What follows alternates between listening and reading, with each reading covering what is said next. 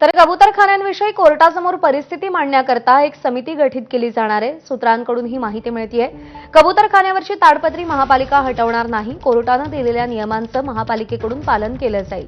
दादरच्या कबूतरखान्याजवळील आंदोलनानंतरही मुंबई महानगरपालिकेनं कोर्टाने दिलेल्या निर्णयाचं पालन करायचं ठरवलंय। कोर्टाचा पुढचा आदेश येईपर्यंत कबूतरखाने बंदच ठेवले जातील।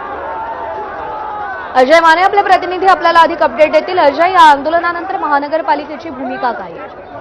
आपण जर पाहिलं तर मुंबई महानगरपालिकेला कोर्टाने जे ते आदेश दिले होते की मुंबईतले जे कबूतरखाने आहेत ते बंद करा, त्याच्यानंतर कारवाई करण्यात आली होती। पण आज सकाळी जे ते मोठ्या प्रमाणात जैन धर्मियांकडून त्या ठिकाणी जे ते आंदोलन करण्यात आलं आणि ती ताडपत्री तोडण्यात आली। या संदर्भात महापालिकेला आम्ही विचारलं असता महापालिकेचं म्हणणं असं आहे की राज्य सरकारकडून एक समिती जी ती गठीत केली जाईल आणि आम्ही त्या समितीतून असो आणि कोर्टासमोर याची बाजू मांडली जाईल। पण दुसरी बाब म्हणजे की महापालिकेने कोर्टाने मुंबई महानगरपालिकेला आणि पोलिसांना आदेश दिले होते एकंदरीत कबूतरखाने बंद करण्याचे, आणि त्याच पार्श्वभूमीवर आम्ही ही जी ती खाने बंद करण्याची कारवाई केली आहे।